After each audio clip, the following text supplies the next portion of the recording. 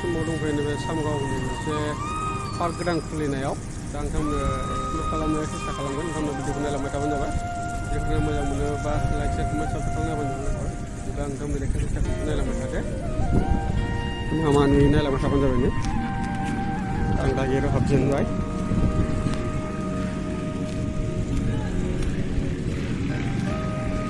जायगाया बिराद बरिया ना बे चिल्ड्रेन पार्क बियो गोदान खुलिदों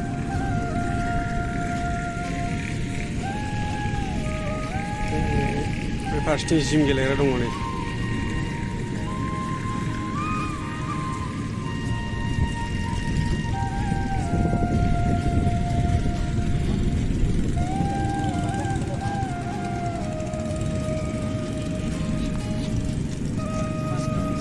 गथ'फोर गेलेग्रा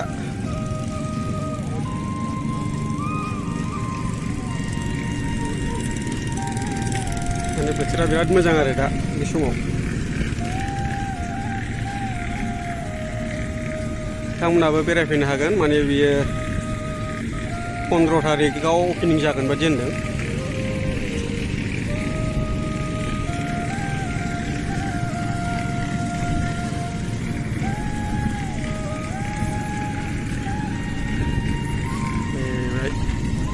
जिरायग्राबो दङ नै रेस्ट हाउस अखा हाबाबो बिराद मोजां जिरायना थानो हागोन आरो ना बेरायनो फैग्राफ्रा खालामनो हागोन नै ओरैबो दंबावो जिरायग्रा बेबो मोनसे जिरायग्रा आं जिरायनायबाय नै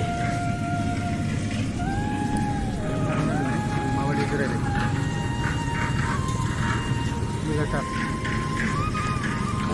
रेलगारि दं रेलगारि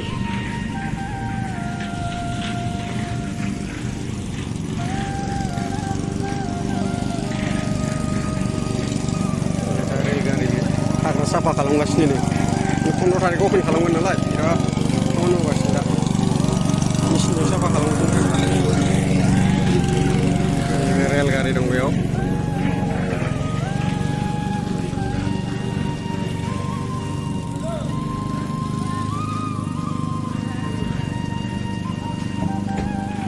नोंथांमोना फैनानै गाखोफैनो हागोन नैबे रेलगारियाव गिदिरफोरबो गाखोजायो जाहैदों दाब्बाफोर दं मोनसे मोननै मोनथाम मोनब्रै मोनबासिम दङ दाब्बाया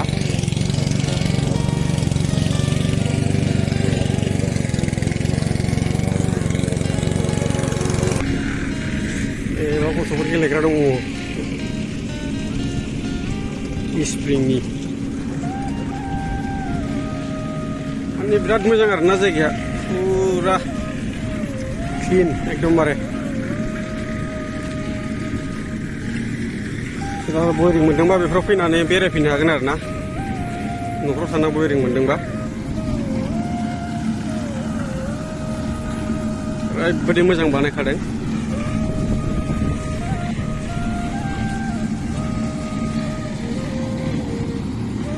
रपालें देखौनो सेस्था खालामगोन नै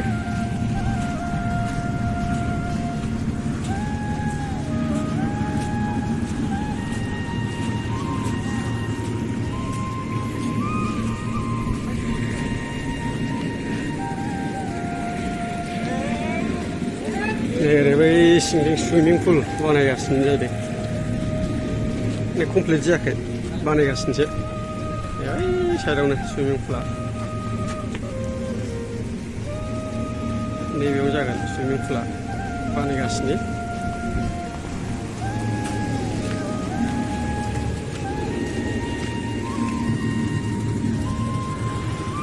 अखा हानानै होबायलै लोगोफोर अखा हानानै आं दा बिराद मोजां जिरायना थाबाय हाना होबाय दा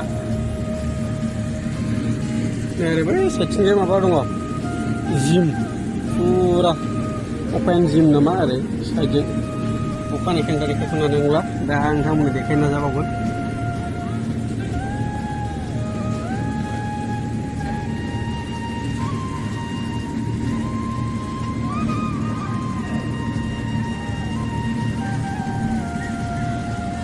बिराद बरिया आरोना जायगाया एकदमबारे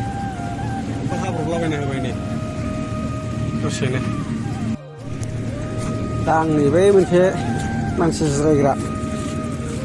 जायगा दङ रेस्ट हाउस, आं बाव थांगासिनो लोगोफोर।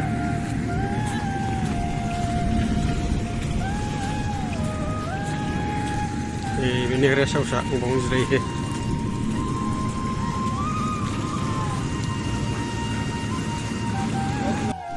नैबे साइडआव जिम दंजोबो आरोना, फ्रियैलि बानायनो मोनो जाहैदों अपेन जिम।